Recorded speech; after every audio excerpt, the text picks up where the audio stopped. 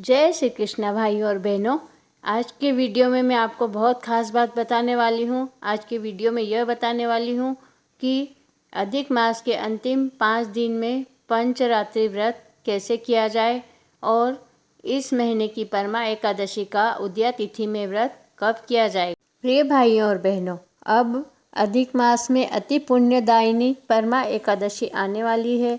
इस एकादशी का जो भी सच्ची श्रद्धा भक्ति नियम और निष्ठा के साथ परमा एकादशी का व्रत करते हैं उनके सभी पाप ताप नष्ट हो जाते हैं और सारी मन की इच्छाएं पूर्ण हो जाती हैं। सभी पाप ताप दुख ग्रह कलह नष्ट होकर भुक्ति मुक्ति की प्राप्ति होती है। जिस तरह द्विपदों में ब्राह्मण, चतुर्पदों में गाय, नागों में शेषनाग, पक्षियों में गरुड़ श्रेष्ठ माने गए हैं, उसी प्रकार सभी महीनों में पुरुषोत्तम मास सर्वश्रेष्ठ माना गया है और पुरुषोत्तम मास की आने वाली परमा एकादशी को अति पुण्यदायी माना गया है। अधिक मास में आने वाली परमा एकादशी विशेष फलकारी पुण्यदायिनी है। अब मैं आपको बता दूं कि परमा एकादशी तिथि प्रारंभ होगी 11 अगस्त 2023 दिन शुक्रवार को सुबह 7:37 पर। परमा एकादशी तिथि की समाप्ति होगी 12 अगस्त 2023 दिन शनिवार को सुबह 8:03 पर।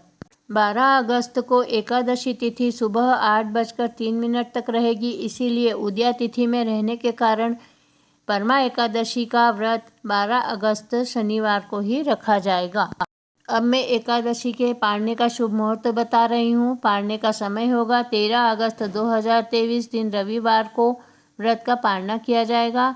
पारने का समय 13 अगस्त सुबह 6:13 से सुबह 8:13 तक के बीच सभी को पारना कर लेना चाहिए। पारना हमेशा गाय के दूध, गाय के घी या दही से, तुलसी चरणामृत से या गंगा जल लेकर करना चाहिए।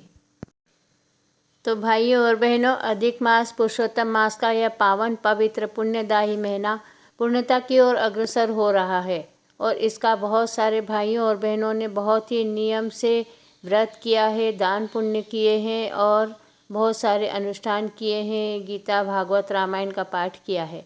लेकिन जो लोग कुछ भी नहीं कर पाए हैं उन लोगों के लिए बता रही हूँ कि अधिक मास के अंतिम 5 दिन में पंचरात्रि व्रत अगर कर लिया जाए तो पूरे अधिक मास के व्रत का फल प्राप्त होता है। यह पंचरात्रि व्रत कब से कब किया जाना चाहिए तो यह मैं बता रही हूँ। पंचरात्रि व्रत का नियम परमा एकादशी से लेकर अमावस्या तक किया जाएगा और यह 5 दिन का व्रत होगा। इन 5 दिनों में आप कैसे करेंगे यह मैं बताती हूँ। ब्रह्म मुहूर्त में एकादशी के दिन उठिए और पवित्र गंगा नदी में स्नान कीजिए। गंगा नदी पर नहीं जा सकते हैं तो आप नहाने के जल में तुलसी की मिट्टी, तिल्ली, आंवले का रस, गंगाजल आदि डालकर पवित्र स्नान करें। अपने नित्य कर्मों से निवृत्त होकर भगवान लड्डू गोपाल जी की पूजा अर्चना सेवा करें और फिर हाथ में जल और अक्षत लेकर संकल्प करें कि हे भगवान, हम पूरे पुरुषोत्तम मास का व्रत नियम नहीं कर पाए हैं, इसीलिए हम एकादशी से लेकर अमावस्या तक का पंचरात्रि व्रत का नियम ले रहे हैं। इसमें हमसे जो भी बनेगा वह दान पुण्य व्रत करेंगे और इस नियम को आप स्वीकार करिए। ऐसा संकल्प करके एकादशी से पंचरात्रि व्रत का नियम का पालन करें।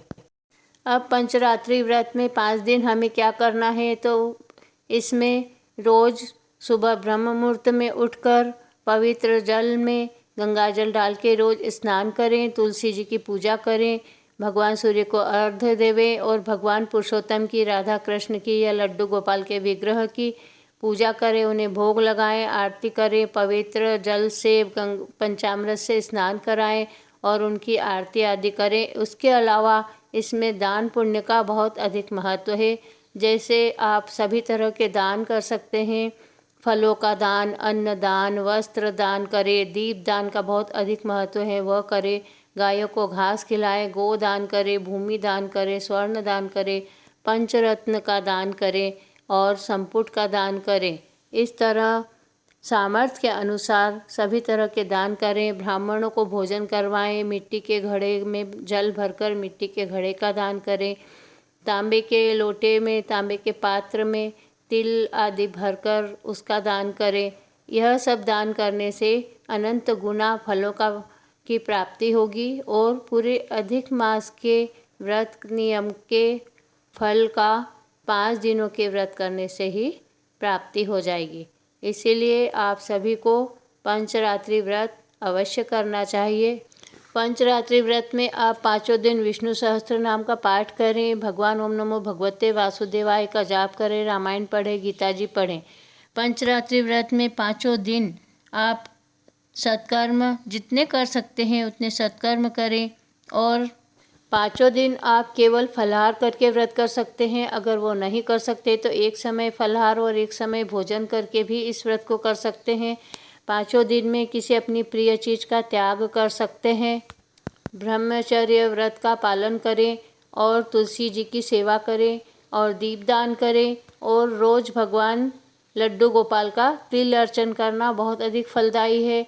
5 दिन तिल का दान करें। इन 5 दिनों में भगवान का हवन करना भी बहुत अधिक फलकारी है। आंवले के पेड़ में पुरुषोत्तम भगवान का निवास होता है। आंवले के पेड़ की पूजा करें, वहाँ दीपदान करें। पीपल के वृक्ष में भी पुरुषोत्तम भगवान का, लक्ष्मी नारायण का वास होता है। इन 5 दिनों में पीपल के वृक्ष की भी पूजा करें और दीपदान करें। तुलसी की पूजा करें, केले के वृक्ष की पूजा करें और अशोक यमला अर्जुन का वृक्ष होता है उसकी पूजा करें, वहाँ भी दीपदान करें। यह सब कर्म करने से अधिक मास के पूर्ण व्रत का फल प्राप्त होता है और मनुष्य के समस्त पाप नष्ट होकर उन्हें भगवान के चरणों में वैकुंठ धाम में स्थान प्राप्त होता है। इस तरह यह पुरुषोत्तम मास का महीना परम पुण्यदायी फलकारी महीना है। इसका पूरा मौके का फ़ायदा उठा लीजिए। अभी तो लास्ट के 5 दिन बचे हैं। इन 5 दिनों में जितना दान पुण्य कर सकते हैं, सत्कर्म कर सकते हैं, नारायण तारायण पारायण कर लीजिए, सभी तरह के ग्रंथों का पाठ कर लीजिए, जाप कर लीजिए, विष्णु सहस्त्र नाम का पाठ कर लीजिए, तुलसी अर्चन कीजिए, तिल अर्चन कीजिए। भगवान को तुलसी बहुत अधिक पसंद है। भगवान पुरुषोत्तम को तुलसी का अर्चन करना बहुत अधिक फलकारी है। इस तरह सारे सत्कर्म करके अपने जीवन को सफल बनाएं और भगवान के वैकुंठ धाम में स्थान प्राप्त करें। प्रिय भाइयों और बहनों, कैसा लगा आपको मेरा यह वीडियो, यह छोटी सी जानकारी? अगर आपको वीडियो पसंद आया है तो आप मेरे चैनल को अवश्य सब्सक्राइब कीजिए और इस वीडियो को अधिक से अधिक शेयर कीजिए। जय श्री कृष्णा।